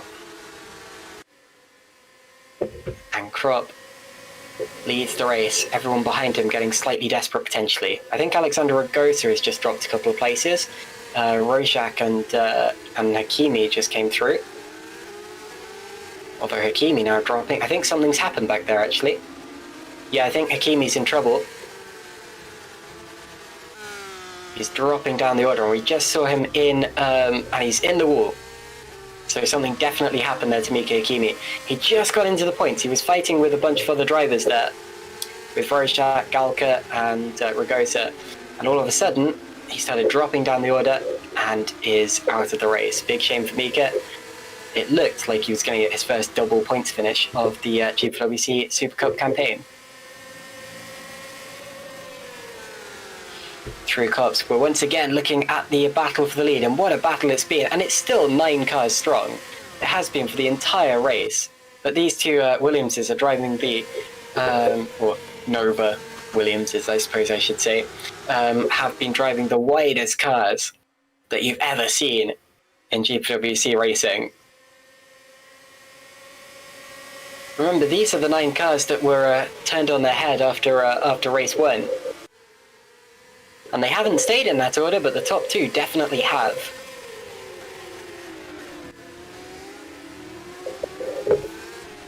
And Maguire, oh, round the outside, Maguire on Ruth. Up the inside now into Club. This could be Maguire's first real chance of the day. They're on different tyre compounds, maybe Ruth's tyres are going off. Maguire's still stuck in 9th position, that's not what he would have wanted from this race. I thought he might win it. Up the inside again, came from a really long way back, although forced Ruth offline. Through Aintree. And the DRS opens, and I think this is going to be inevitable. Because he was so close to Ruth. He does have the outside though. That's not where he wants to be. But he finds the grip. Oh, really, really nice one. Really nice from Luke Maguire. That was Luke Maguire style driving. He's in 8th position now and taking yet more points away from Chris Butcher today. He's going to have a big championship lead after this round. Even though race 2 hasn't quite gone his way, it's gone his way in terms of the championship. And that's what matters to him now. Oh, and Faber's losing it!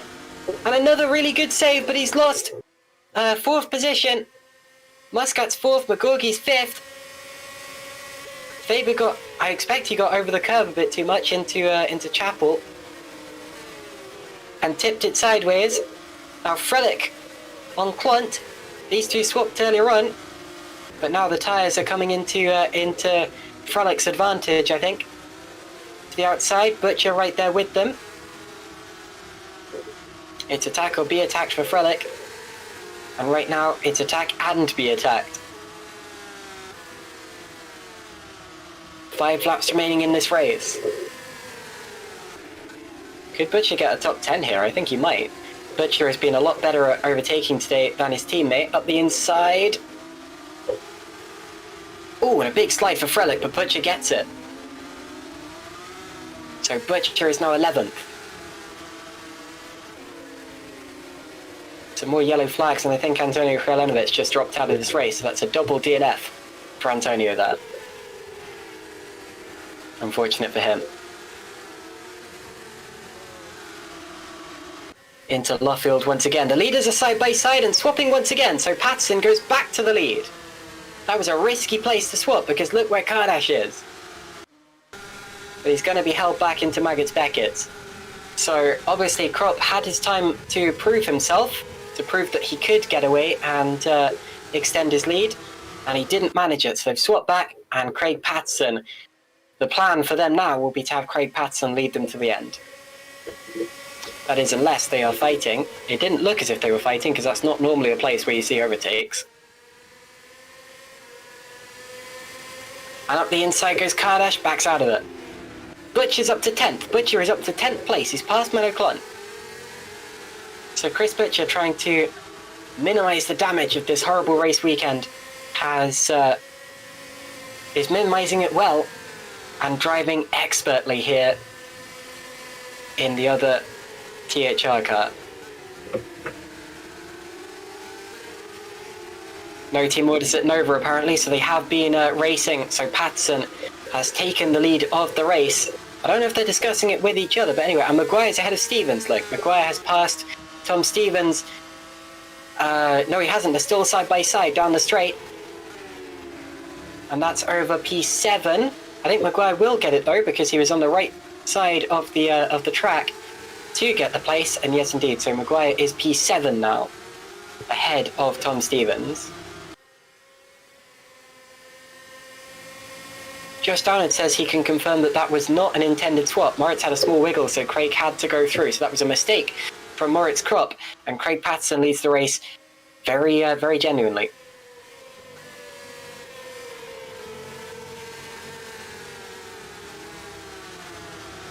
So can Kropp come back at Patterson, or is it going to be Craig leading them to the end now? Is that going to be their strategy in the late stages of this race? Into Stowe. There's going to be just 3 laps remaining after this win. And it is getting so desperately close up front. Faber's lost the DRS from McGorgy and all of that because of his slide. So now it's only 5 for the win. Behind them, I think Frelick and Gut side by side potentially.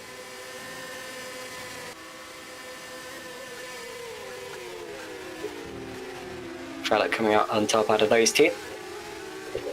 Butcher said in the first lap of the race, and no surprise because he's suddenly been released from Menoclon, and it's now his job to see if he can pick up any scraps from the fight ahead of him. It's unlikely, but Butcher is absolutely flying here.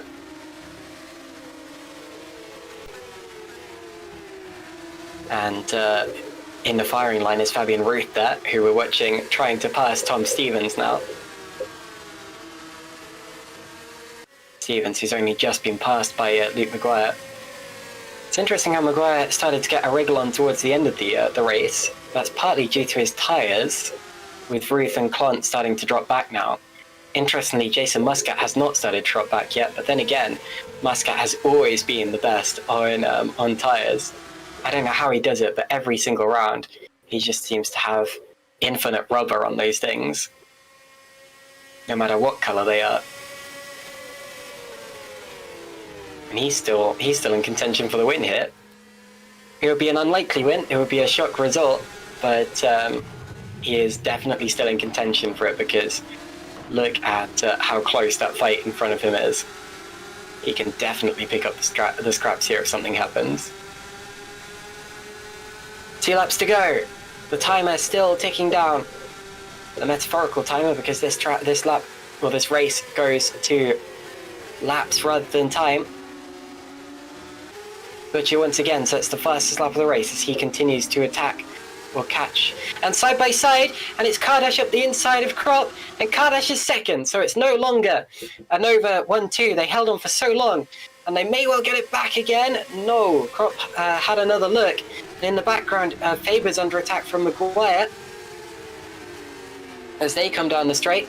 And they come together, They've touched, and around goes Maguire, and through goes Butcher, and Faber went around as well, and he's under attack now. And that is a disaster for Maguire, because it looked as if he was going to take away even more points from Chris, and he will not do. So Butcher's up to 9th, and to be honest, I think that's just for what happened in race 1, and that's a back marker there getting out of the way. Hopefully a back marker didn't get involved. That would be a big shock, very dramatic for the race. Of course, we don't have a replay, I'm afraid to say, but it looked to me as if it was just standard contact, and Faber may have damage because he was struggling there through Maggots Beckett's. And looking back at the stream, it doesn't look like that backmarker car was involved, I'm pleased to say. So I think it was just a standard collision between Maguire and Faber. Maguire's come off worse. He's right behind his teammate now. And his teammate will not be letting him through, and quite rightfully so. Final lap of the race now, and it's going to be close. Will it be Patterson, Kardash, Krop, Muscat, or maybe even Magorgi? Who's it going to be? It is so close, and this is going to be one of the tensest finishes to a Super Cup race that you've ever seen. What can Kardash do on the straight? Oh, bit of a twitch for both Kardash and Krop. Not great for their chances, but they still have another DRS zone coming up. Further back, the THRs still fighting with Faber, and this is where they came together a lap ago. Stevens looked as if he was about to be passed by Fabian Ruth. Butcher goes to the outside. To the inside now, slidey goes Faber, and Butcher gets through. Another place for Chris Butcher, great drive. Remember, he started 26th, and he's now 8th. This is great stuff. Trellick getting involved too. Now the leaders have just one DRS zone to go. This may be the final chance for things to happen. Patterson hooked his car up well in the through the exit of Chapel. I think Patterson has enough here. There's only one more heavy braking zone to go. Could Kardash win this race? He's not got enough. In the background, Magorgi went for an attack on Muscat. But out of the final corner, and it's just going to be Craig Patterson. What a close finish. That was amazing stuff between the two of them. Patterson wins, Kardash second, then it's Krop, Muscat, Magorgi. It's going to be Stevens holding off Ruth for P6. And then Ruth, Butcher, Faber, Gutt, Plant, Frelick. Maguire is only 13th. What's happened to Luke Maguire on the final lap of the race? Maybe he's made more contact, maybe he had damage. But Maguire, I mean, he'll still extend his championship lead in the over the course of the two races, but it's not going to be as big a takeaway as he thought it might be. Craig Patterson does donuts, and rightfully so, because he has won this race and won it in a very good way by defending hard and coming out ahead against all odds. And Patterson, before this round, hadn't even got a podium in the Super Cup Championship this year. So this is his first, and it's a victory. Patterson wins, followed by Kardash, Krop, Muscat, Magorgi, Stevens, Ruth, Butcher, Faber, and Gutt. Amazing drive from Butcher there. And it's Klont, Frelick, Maguire, Ragosa, Lianos, Koenig, Rorschach, Ely, Bell, and Vicentijevic. Lianos there getting a point on his Super Cup debut. Well done to him. And outside of the top 20, we had Mark Fuller, Colin Matek was a lap down, and then the DNFs were Ruben Machedi, Michal Galka, Antonio Krjalinovic, Mika Hakimi, Jake Denahan, Jan Granqvist, tragically, and then Scott Sovek. So that's the lot. And I tell you what, I'm interested to see what happened on that first lap with Jan Granqvist, because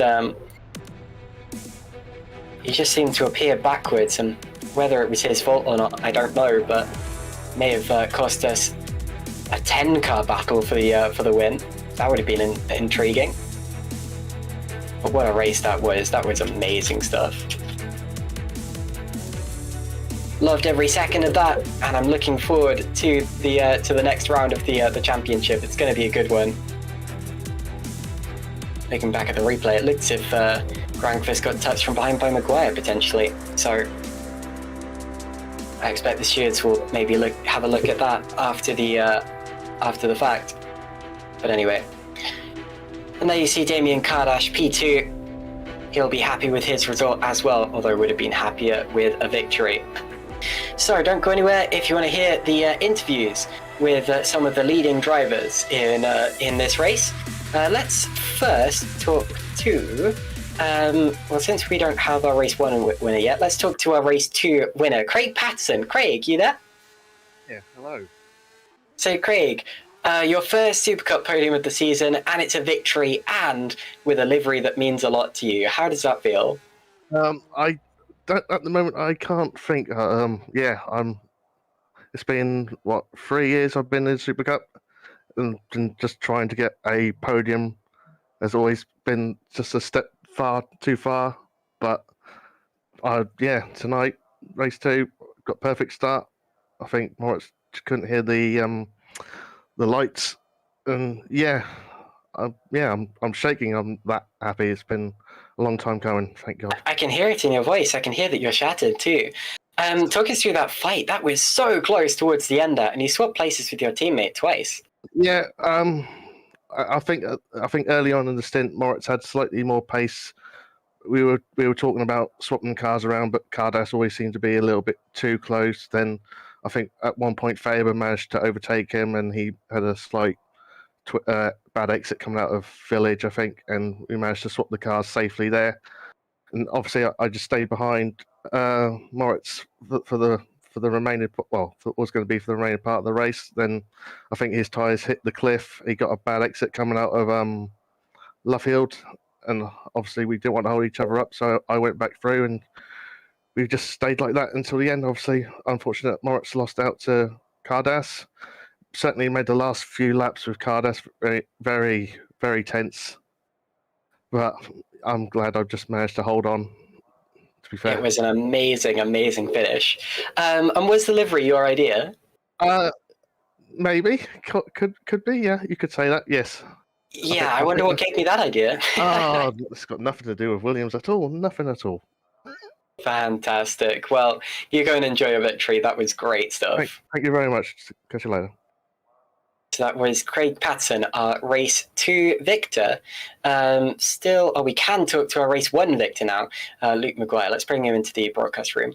Luke, you there? Yeah, how are you?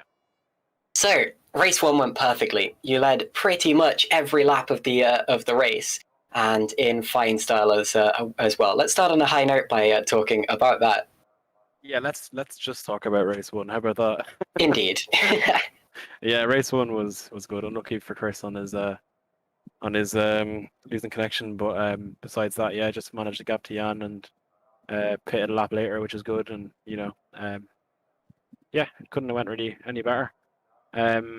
Qualifying was good. Set a good lap in the last lap, and was looking like a 1-2, but sadly, Chris's internet let him down. Yeah, that was a big shame. I'm afraid we are going to have to talk about race 2. So it looks like you were just struggling to make up places, struggling to follow the car in front. Was that setup wise, or were the other cars just too competitive? I felt a lot quicker than the cars ahead of me, to be honest. Even if we dropped back by a second, we caught them up by the end of the lap very easily.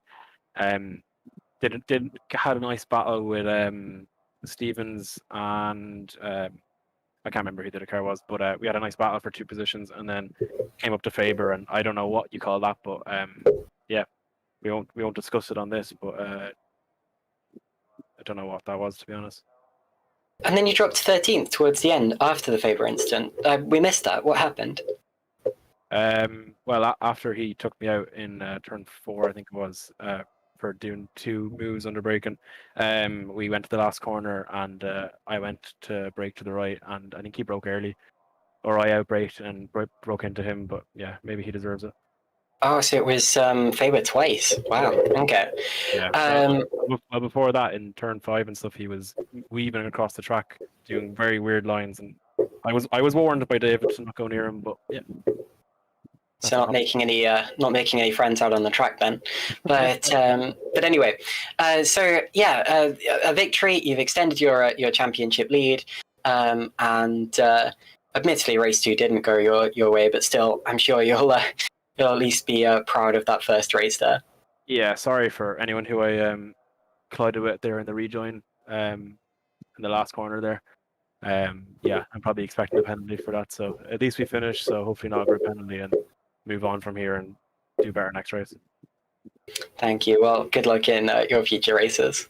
Yeah, and also just want to say thanks to all the guys in THR. You know the usual suspects. Indeed. Well, talking of that, actually, let's bring in your team boss, Toby Davis. Toby, do you hear us? Hello, yes. Okay, so another victory, and one that must be special to you running this Cancer Research UK livery. Very much. Thank you very much for mentioning us before the races, Caitlin. I really appreciate it. Yes, I do this every season. Did it in real life as well with my karting and obviously with my racing in the VW Cup. It's just about remembering. Well, for me personally, I've been personally affected by cancer with my grandmother. And of course, it affects everyone on a daily basis, I'd imagine, one way or the other. So it's very close to my heart, and I wanted to do something with the livery. And of course, we have a donation page on our Instagram at THR Sim Racing. If you'd like to donate, that'd be very much appreciated. Happy with the win. And of course, gutted for Chris. It was a mixed emotions race one. He had a race disconnection. A server disconnection. But this is how it is, unfortunately. In online sim racing, you do get these little bugs and these little issues and stuff. And I'm sure Chris will bounce back. But very pleased for him in race 2. He drove an excellent race. Luke obviously made had a couple of incidents in race 2, but generally speaking, I mean, he's very quick. So I'm mixed emotions, but I'm always a bit emotive. What's the word? Emotional. When we've got this sort of livery going on. But thank you, Caitlin. Appreciate the shout out. That's understandable, and I imagine that win was emotional for you as well. Would have been better with a 1-2, but anyway, congratulations. Yeah, thanks very much. Thank you very much. Finally, I'm afraid we don't have time to talk to everyone who's in the chat here, but I guess if we're on the topic of THR, let's speak to Chris Butcher here. So, Chris, you there? So we just spoke to your teammate and your team boss, but you were really the star of the show in that second race there, coming through from 26th, where you shouldn't have been, to P8 there. That must have felt relieving after your unfortunate demise in race 1. I don't know. It was a very stressful race. You know, I was completely on edge for the whole race. Really, it sort of made the decision that, excuse me, I didn't really have anything to lose at that point. So bought the mediums on and just absolutely go for it. And it paid off. And it was nice to have some sort of reward for, you know, coming back in race 1 and sticking it out. And just a shame that's happened, unfortunately. But there you go. That's racing. You know, you have car failures and technical issues in the real world, so why can't we have them as well? Where were you expecting to finish when you started race 2? Sorry. I honestly thought it was going to be really hard to get into the points. So if I'd have got into 15th, I'd have been happy. But I was 15th at the end of lap 1, so. Yeah, way beyond expectations, and a point for the fastest lap as well. So I don't think I can really complain at that. Indeed. Oh yeah, you do get a point for first lap there. And with your teammates' issues in race 2, some I guess it'll be slightly less painful for you in terms of the championship. Because at the end of the day, we're a team, and we want the team to do well, and we still have, but it's going to be difficult to not see it as Luke's championship now. All he has to do is sort of keep it out of trouble, because I'm assuming that COVID doesn't get in the way again. I'll be missing around at the end of the season, so it's going to be difficult to come back from that. But we'll keep pushing, and we'll try and get the best results that we can, and try and capitalise on anything from a personal point of view. But obviously, for me now, it's just seeing that we sort of secure both championships, whether it's me or Luke. You're going to race him hard at Hockenheim? The plan. No more. Good. No more friendly racing. Well, I'm looking forward to seeing it. Just quickly, which round are you expecting to miss, by the way? I believe it's the last round of the season, which is unfortunate, because it'd be really nice to finish the season, but.